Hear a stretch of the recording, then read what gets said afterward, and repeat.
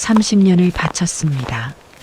하지만 그 회사는 제 이름석자조차 기억하지 않았습니다. 그때는 몰랐습니다. 이 낡은 종이 쪼가리가 제 인생을 송두리째 바꿀 줄은.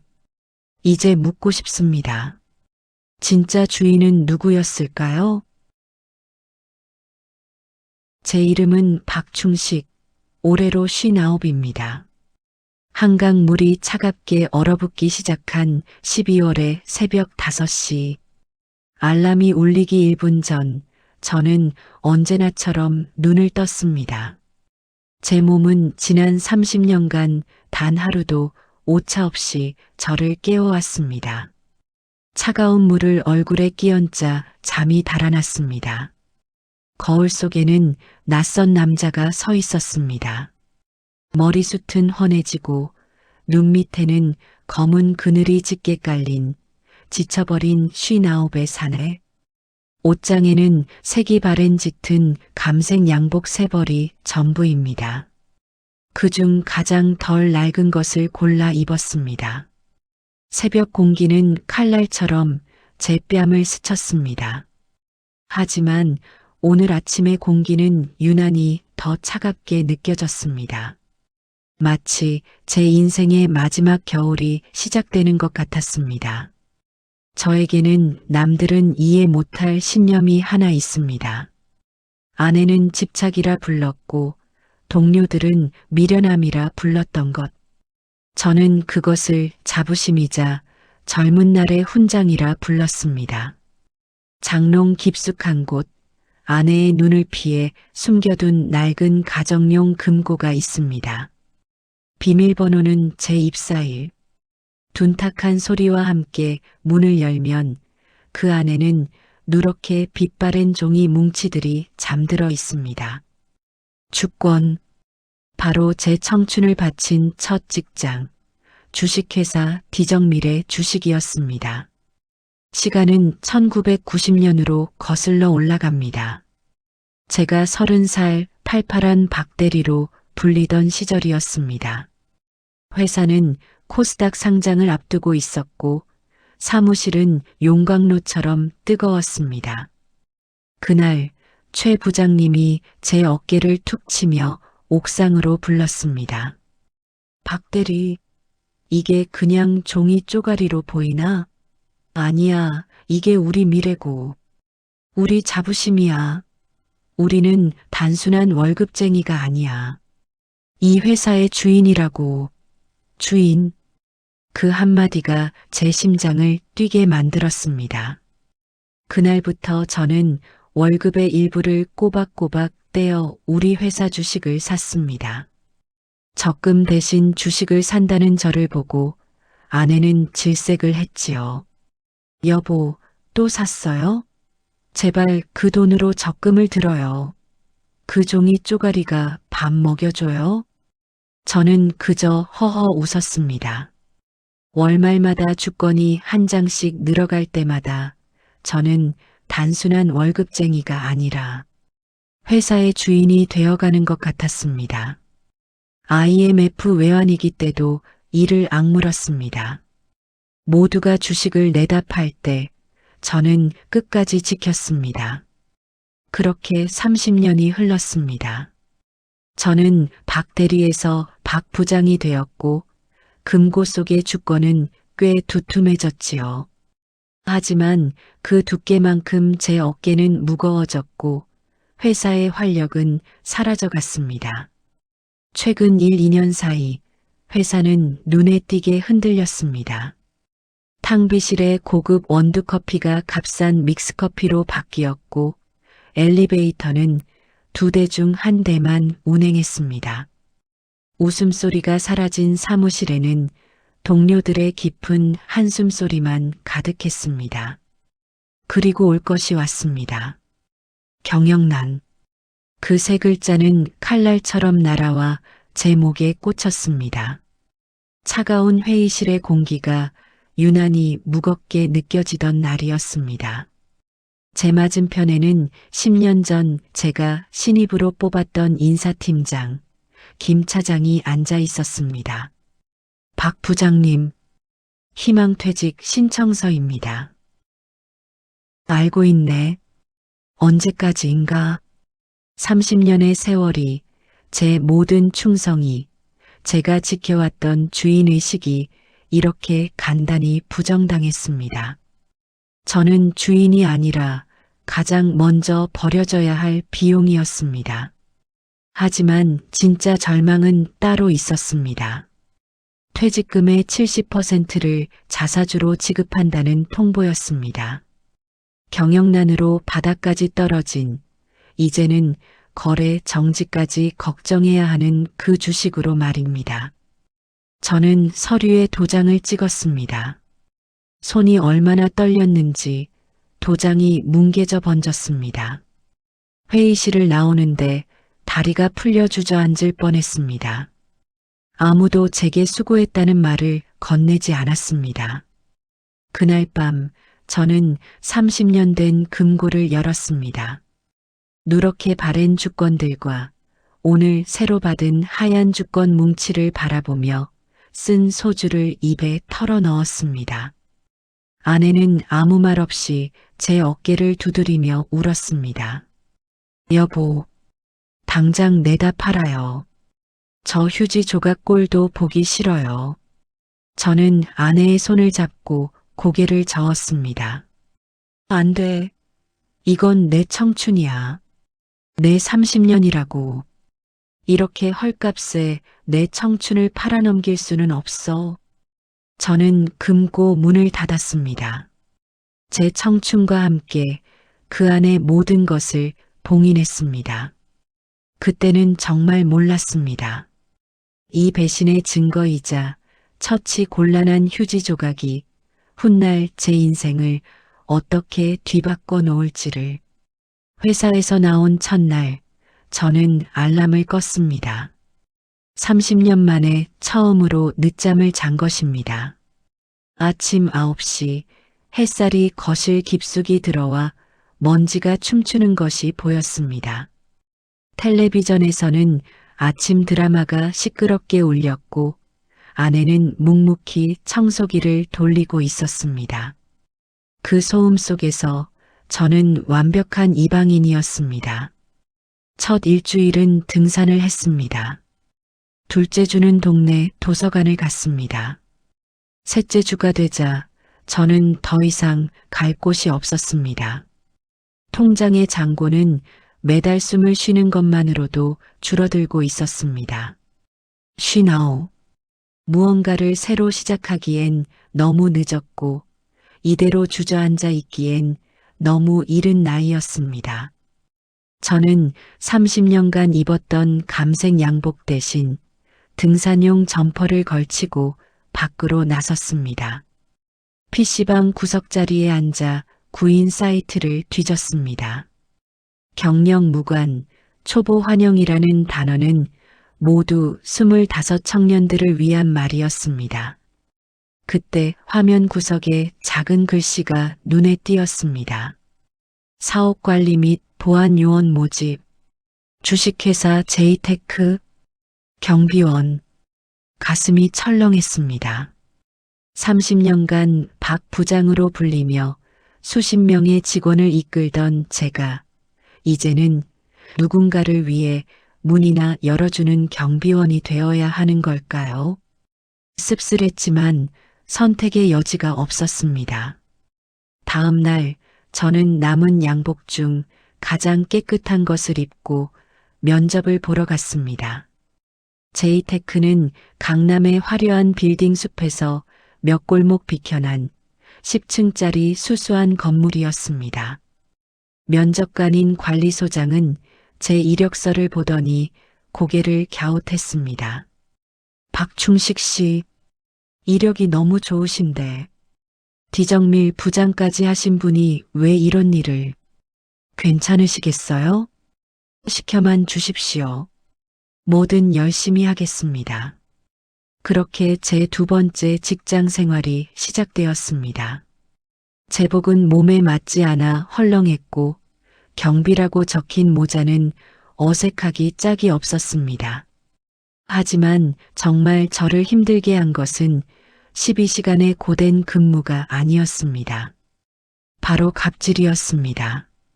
어느 날 한 직원이 로비에서 커피를 쏟았습니다. 그는 젖은 자기 신발만 툭툭 털더니 바닥을 힐끗 쳐다보고는 저를 불렀습니다. 아저씨, 안 치우고 뭐해요? 저는 묵묵히 걸레를 가져와 그 젊은 직원의 발밑을 닦아야 했습니다. 30년간 박 부장님으로 불리며 받아왔던 존중은 그곳에 없었습니다.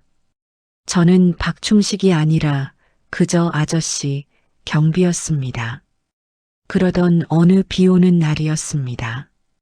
장대비가 쏟아지는 오후 요란한 경적 소리와 함께 번쩍이는 외제 스포츠카 한 대가 로비 정문 바로 앞에 멈춰 섰습니다. 대표이사 전용이라고 적힌 편말 바로 앞이었습니다. 20대 후반쯤으로 보이는 젊은 남자가 내렸습니다. 저는 우산을 들고 뛰어나갔습니다. 선생님, 여기는 대표이사님 전용 주차 구역입니다. 지하 주차장으로. 아씨, 비 오는데 언제 내려가? 그냥 여기 댈 테니까. 안 됩니다. 규정이라서요. 그 순간 남자의 표정이 굳어졌습니다. 뭐, 규정? 당신이 뭔데 나한테 규정을 따져? 경비 주제에 내가 누군지 알아? 내가 이 회사 사장 아들이야.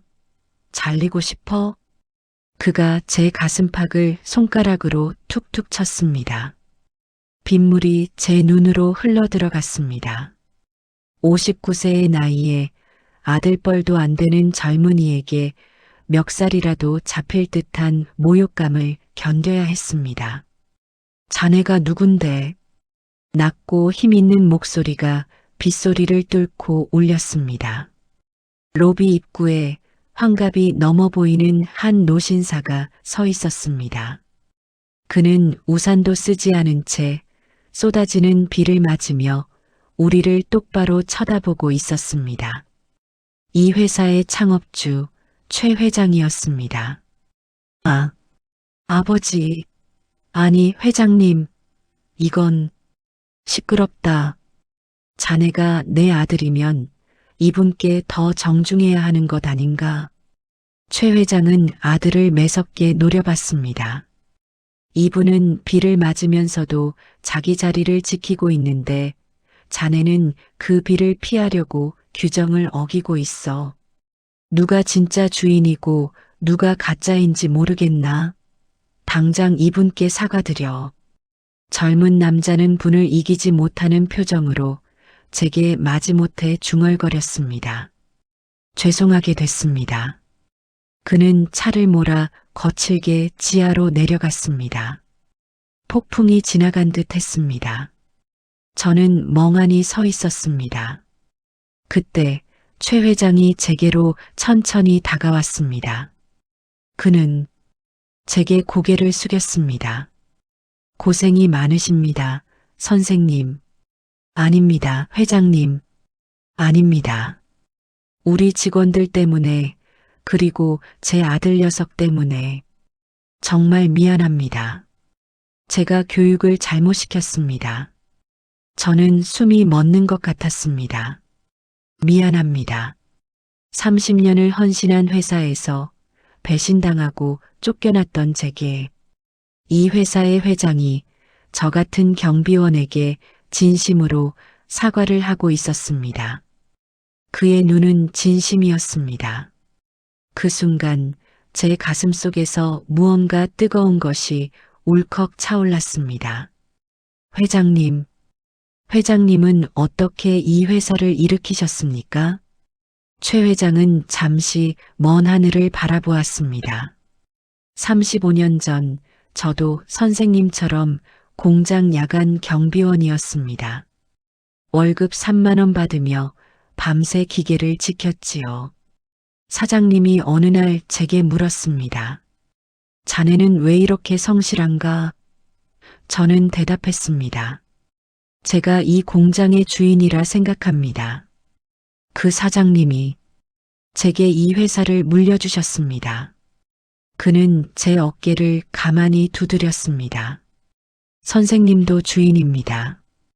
여기서 일하시는 모든 분이 주인이에요. 제 아들 녀석이 그걸 잊어서 죄송합니다. 빗물인지 눈물인지 모를 것이 제 뺨을 타고 흘러내렸습니다.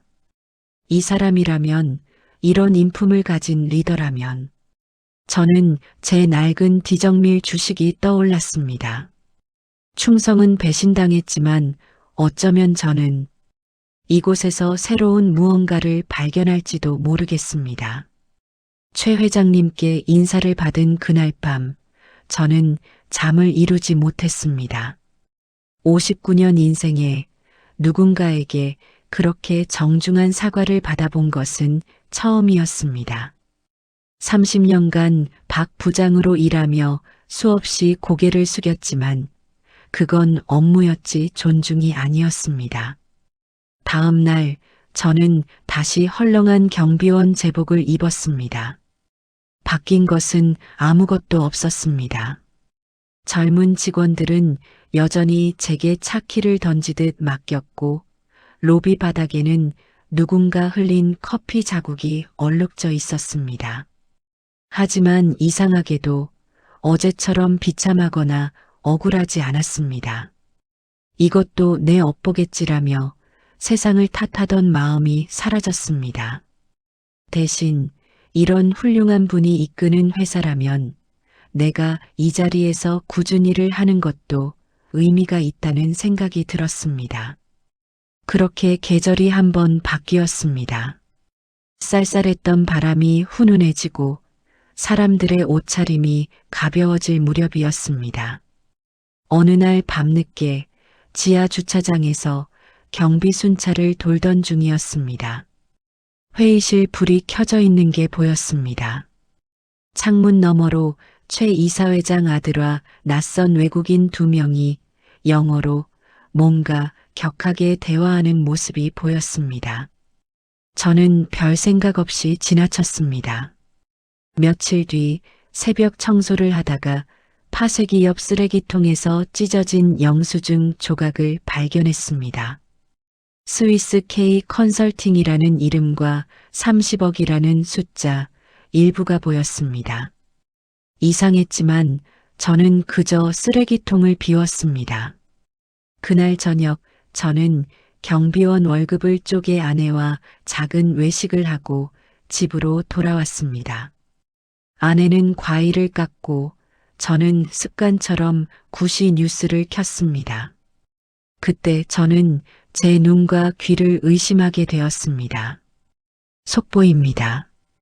경영난으로 거래 정지 위기에 몰렸던 디정밀이 국내 굴지의 IT 대기업 N인더스트리에 정격 인수된다는 소식입니다.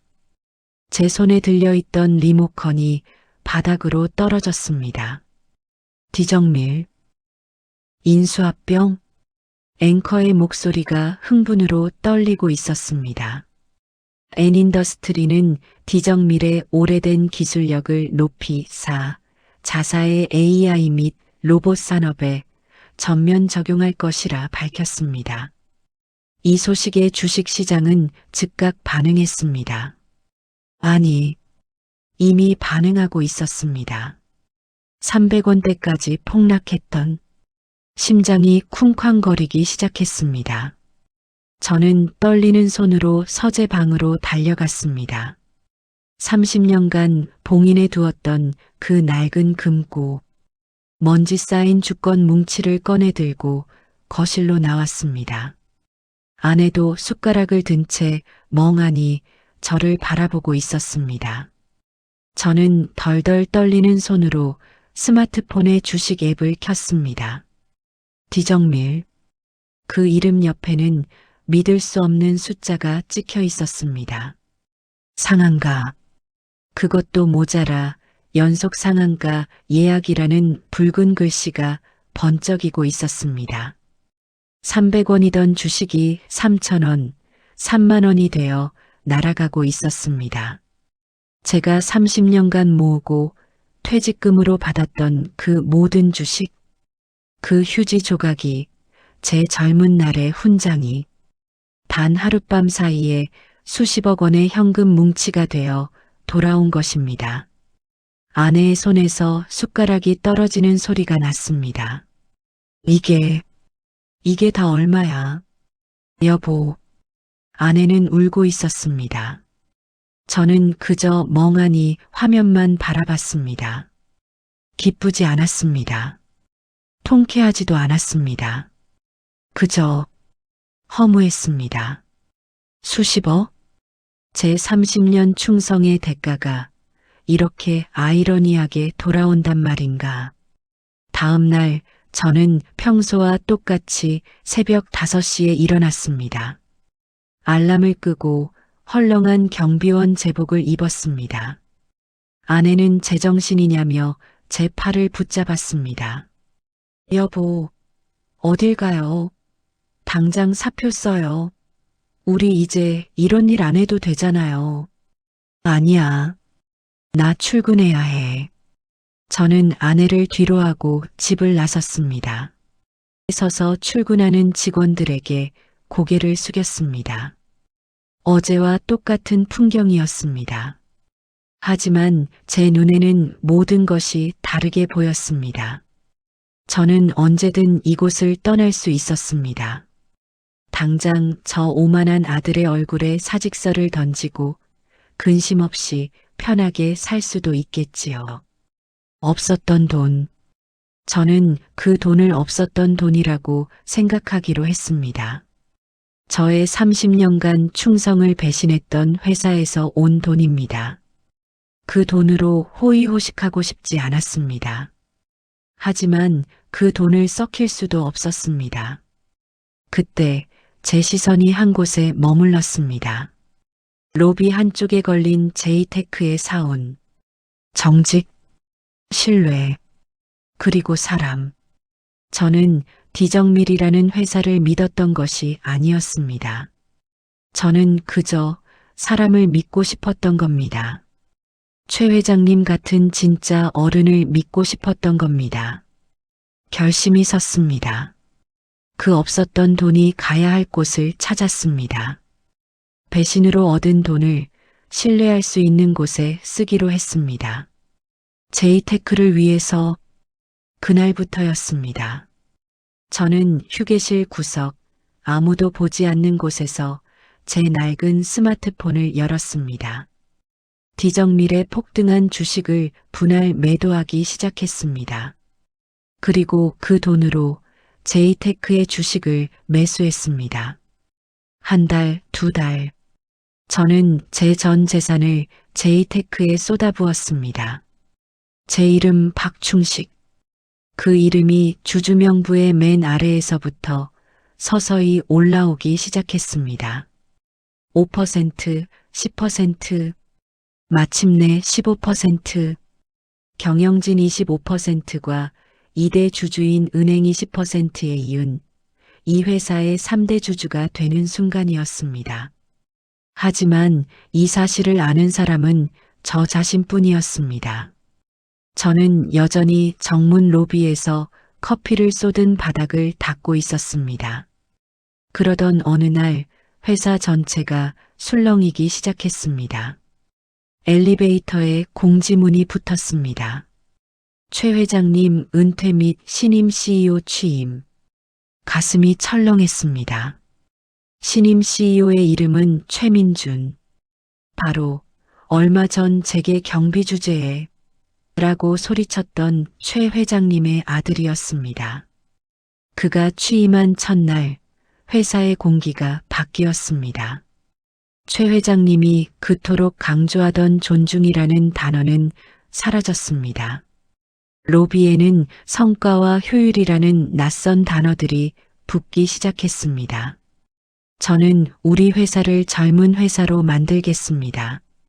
저는 그 말을 알아들었습니다. 30년 전 디정밀에서 제가 들었던 말과 똑같았습니다. 젊은 회사, 그것은 늙은 직원은 필요 없다는 뜻이었습니다.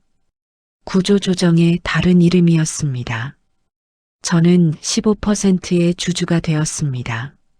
하지만 저는 그저 정문 앞에 늙은 경비원일 뿐이었습니다. 적어도 아직까지는. 마침내 제이테크의 임시 주주총회 날이 밝았습니다. 저는 그날 30년 만에 처음으로 디정미를 퇴사할 때 입었던 낡은 양복을 다시 꺼내 입었습니다. 아내가 꼼꼼히 다려준 제 유일한 전투복이었습니다. 주주총회장은 얼음장처럼 차가웠습니다. 단상 위에는 젊은 CEO 최민준이 의기양양하게 서 있었습니다. 앞줄에는 그의 편인 경영진 25%과 2대 주주인 은행 측 20% 사람들이 딱딱한 표정으로 앉아 있었습니다.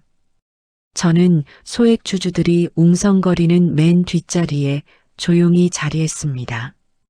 존경하는 주주 여러분, 제이테크는 변해야 합니다. 낡은 것은 버리고 비효율을 걷어내야 합니다. 최민준의 연설은 거침없었습니다. 인력 구조 조정안은 그의 젊은 회사를 위한 첫 번째 안건이었습니다. 찬성하시는 주주님들은 거수해 주십시오. 최민준과 경영진 25%의 손을 들었습니다. 잠시 눈치를 보던 은행 측 20%도 천천히 손을 들었습니다. 합계 45%, 과반에 가까운 거대한 힘이었습니다. 저는 15%의 지분을 가지고 있었지만 반대할 수가 없었습니다. 제가 반대한다 한들 흩어진 소액주주들 사이에서 아무 의미가 없었습니다. 안건은 그렇게 일사천리로 통과되었습니다. 다음 날 경비실 초소로 얇은 봉투 하나가 날아들었습니다.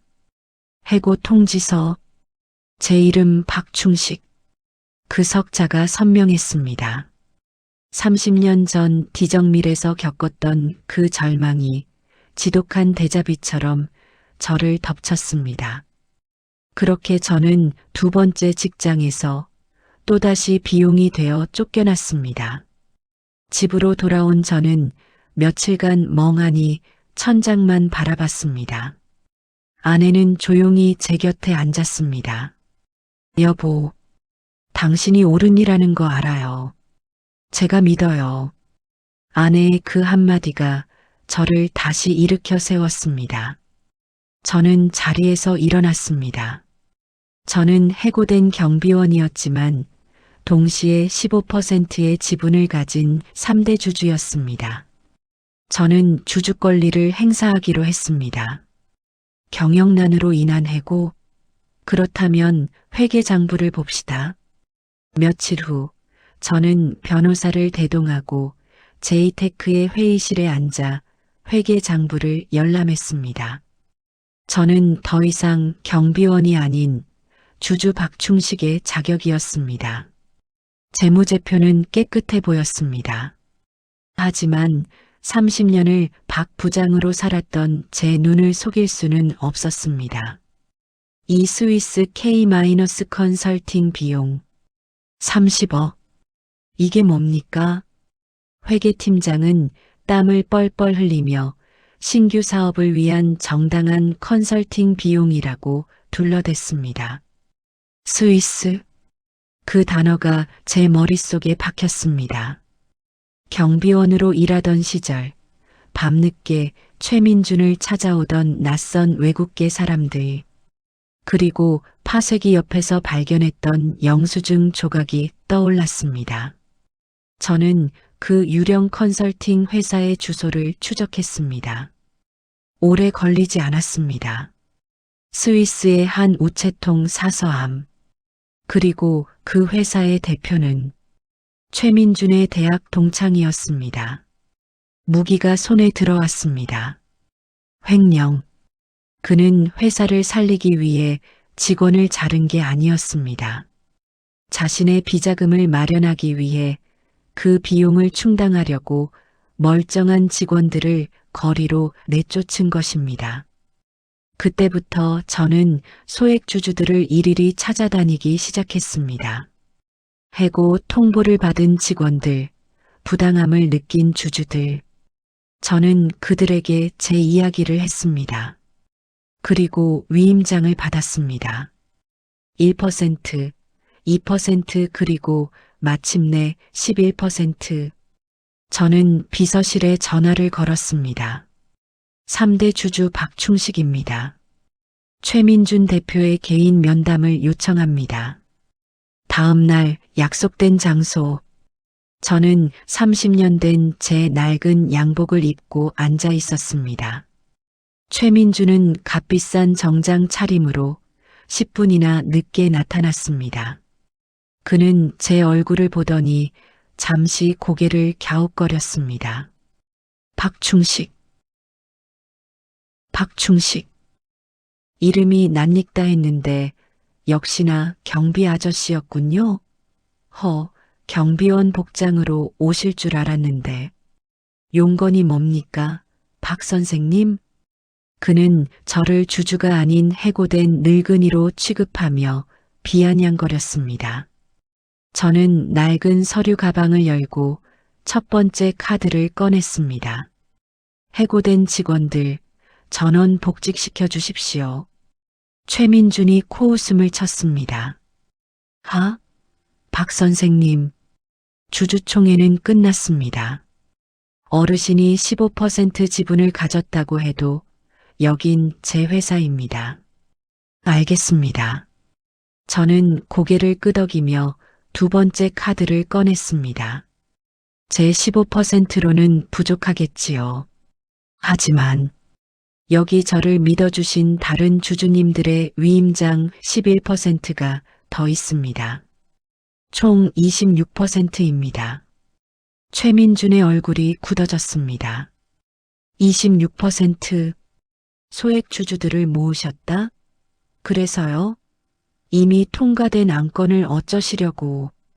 이 26%의 이름으로 현 CEO 최민준 해임을 위한 임시 주주총회를 다시 소집할 생각입니다.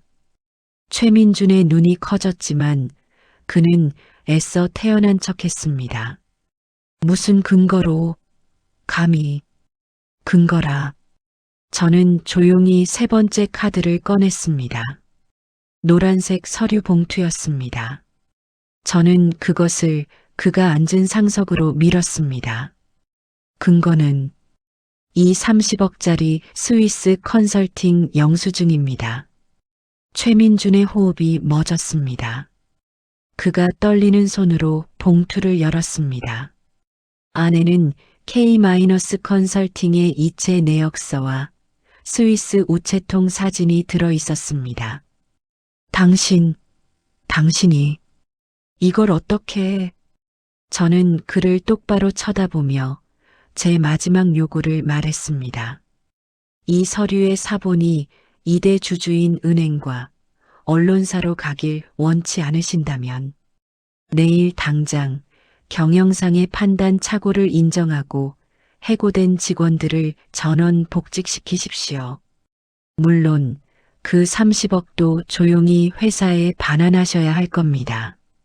최민준은 의자에 무너지듯 기댔습니다. 그의 오만했던 얼굴이 새하얗게 질려 있었습니다. 그는 졌습니다. 그날 한정식 집의 무거운 밀실 문을 닫고 나왔을 때 저는 비로소 숨을 제대로 쉴 수 있었습니다. 해고된 늙은 경비원의 손에 굴복한 젊은 CEO의 새하얗게 질린 얼굴. 통쾌했느냐 물으신다면 글쎄요. 그것은 통쾌함보다는 씁쓸함에 더 가까웠습니다. 저는 그 길로 제이테크로 돌아가지 않았습니다. 경비실 사물함에 걸려있던 헐렁한 제복은 다음 날 동료 경비 반장편에 부탁해 정리했습니다. 최민준은 제게 전화를 걸어 부사장 직함을 제안했습니다. 비리가 묶인 자의 바라기자 저를 자기 감시하에 두려는 얕은 수였지요. 저는 경영자가 아닙니다. 그저 15%의 주주일 뿐입니다. 저는 그 제안을 정중히 거절했습니다. 제 역할은 거기까지였습니다. 저는 아내와 함께 작은 저수지가 훤히 내다보이는 시골집으로 이사했습니다. 30년간 묵혀두었던 디정밀의 보상금은 이제야 제게 편안한 노후를 선물해 주었습니다. 낚싯대를 들이우고 물 표면의 찌를 바라보는 것.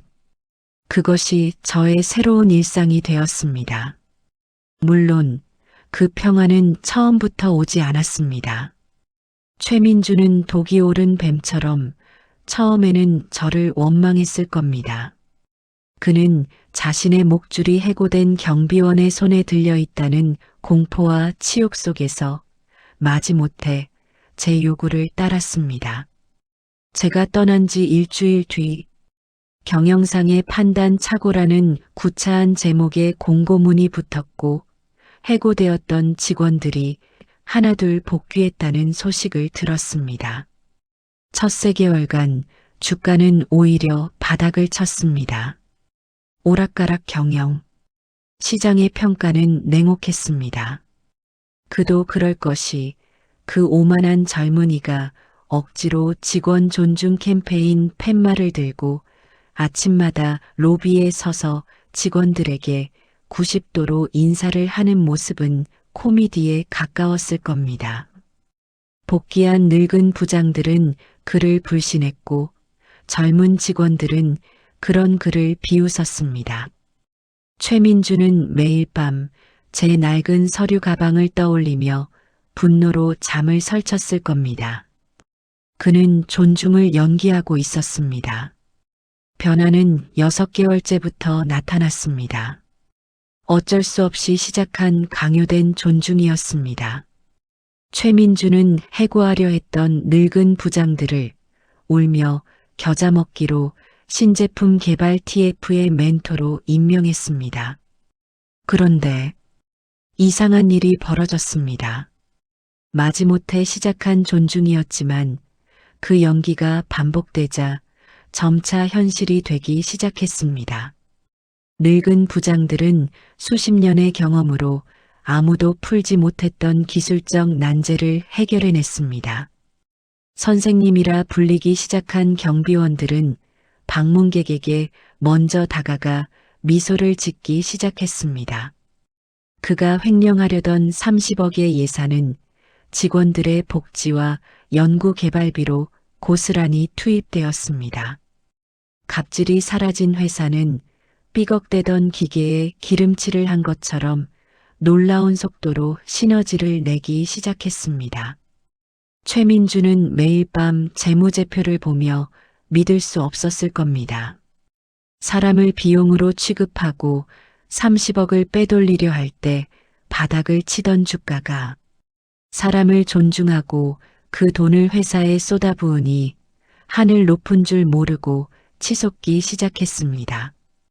그는 아버지가 왜 그토록 사람을 말했는지 숫자를 통해서 돈을 통해서 뼈저리게 깨닫기 시작한 것입니다. 그리고 다시 1년이 지났습니다. 주식회사 제이테크의 창립 기념일. 저는 3대 주주 박충식의 자격으로 그 행사에 조용히 참석했습니다. 1년 만에 다시 찾은 로비는 제가 알던 그 차가운 공간이 아니었습니다. 직원들의 얼굴에는 활기가 넘쳤고 그들의 웃음소리가 로비를 가득 채우고 있었습니다. 단상에 오른 최민주는 1년 전 한정식집 밀실에서 절망하던 그 오만한 청년이 아니었습니다. 그는 긴장한 기색이 역력했지만 진심이 담긴 목소리로 연설을 시작했습니다. 존경하는 제이테크 가족 여러분, 그리고 주주님들. 1년 전 저는 숫자가 전부인 줄 알았습니다. 사람을 비용으로 생각했습니다. 이 회사를 창업하신 아버님의 철학을 저는 낡은 것이라 비웃었습니다. 하지만 어떤 한 분이 제게 존중의 가치를 알려주셨습니다. 장내가 조용해졌습니다. 솔직히 말하겠습니다. 그분은 저를 협박했고 저는 굴복했습니다. 저는 지난 1년간 매일 밤 그분을 원망했습니다. 하지만 이제는 압니다. 그분이 옳았다는 것을. 그는 저를 바라보지 않았습니다. 하지만 그가 누구에게 말하는지, 그리고 그 말이 진심인지 모두가 알고 있었습니다. 회사는 숫자가 아니라 여기 계신 여러분, 사람이 만드는 것이었습니다. 부끄러운 과거를 잊지 않고 아버님의 신념을 이어받아 여러분을 존중하는 CEO가 되겠습니다. 박수갈채가 터져 나왔습니다. 기념사가 끝나고 뷔페에서 음식을 뜨고 있는데 해고될 뻔했던 동료들이 제게 몰려와 잔을 부딪혔습니다. 박 선생님, 아니, 박 주주님, 정말 고맙습니다. 아이고, 이러지 마십시오. 다 여러분이 잘하신 덕입니다. 저는 그저 웃으며 그들의 어깨를 두드려 주었습니다. 그때 제 주머니에서 스마트폰이 징하고 울렸습니다. 주식앱에서 온 알림이었습니다. 주제이테크 창사 이래 최대 실적 달성, 사상 최고가 경신. 저는 폭등한 주식 그래프를 보며 껄껄 웃었습니다. 옆에 있던 김 부장이 물었습니다. 박 선생님, 뭐가 그리 좋으십니까? 저는 그에게만 들리도록 작게 속삭였습니다.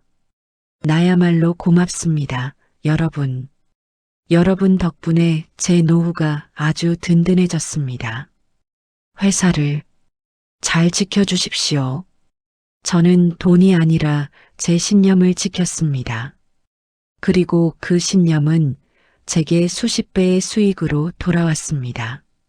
사람에 대한 투자는 결코 배신하지 않는다는 것을 30년 동안 나를 버티게 한 낡은 서류 가방이 그 모든 걸 증명해 주었다.